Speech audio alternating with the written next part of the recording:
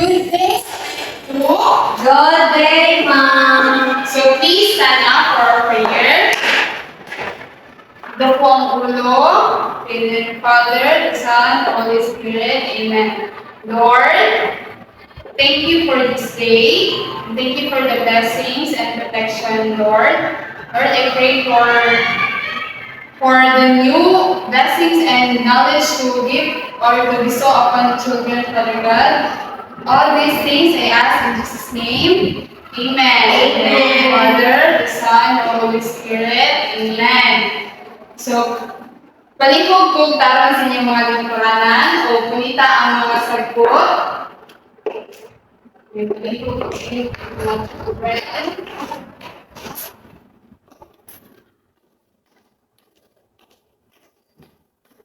So, kumusta mo? Okay na, Mom. So, class, palihog kong hatag sa inyo ang assignment ko sa atagangan. Thank you. So, class, isa mo na kayong dun sa ito ang topic kahapon. So, in ready ka?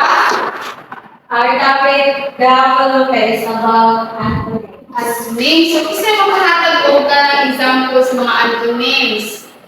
Okay, ready na? Hold down, hold, thank you. Oh, very good. Sige, in ready ka? Daot o tambo. Daot o tambok. So, na ipapasa si teacher sa inyo ha. Magdungan o basa para sa pagkakulong nyo. So, una sa si teacher mo basa ha, sugod ka mo ha. Yes. Okay. Ang akong pamilya. Ang akong pamilya. Si tatay o nanay. Si tatay o nanay. Naghatag o kalipay. Naghatag o kalipay. Sige, hatag ni nanay o ni tatay. Kalipay. Very good. Si Manoy o Manay. Si Manoy o Manay. Nakatawang kanunay. Nakatabang kanunay. Sa mga buluhaton. Sa mga buluhaton. Kami nagkauyo. Kami nagkauyo.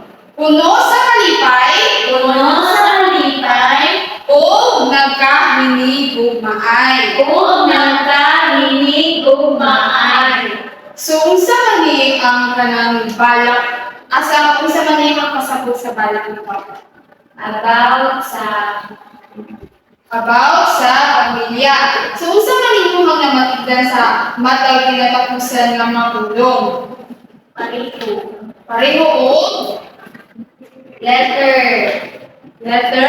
Isa pa? Pareho ka ng sound. O sounds. Very good. So, unsa may tawag ka ng mga tulong nga parehas o tingog sa kinatigdan?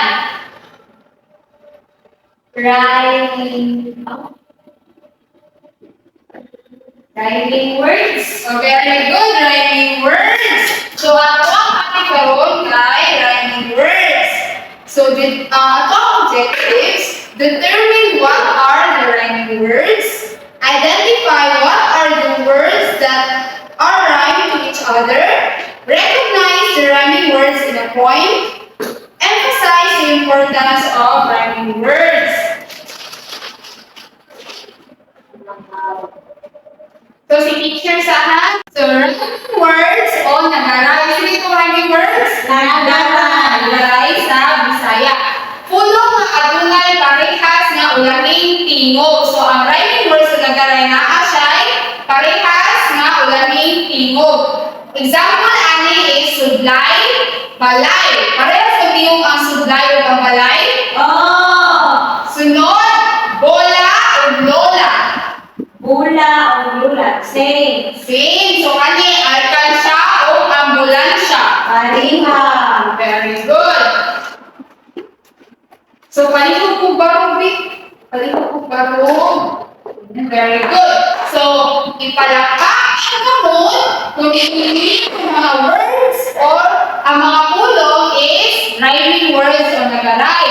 Kung dili gani, ipadyak ang tikin. So, si teacher sa basa ha, Atis, lapis. Very good. Nagaray siya, kapareha sila o tingo sa ulahi. Sunod, lamok o buhok. Okay, very good kay mga bright. Uy, sudlay o ahos. Uy, ngano dili lang sa parehas. Ang sa may sudlay. Why? Ang sa ahos. Sige, sunod. Itong o kabayo. Okay, very good. Ang last is sibuyas o amiga. Very good. Isa ba itong mga na ang nagaray?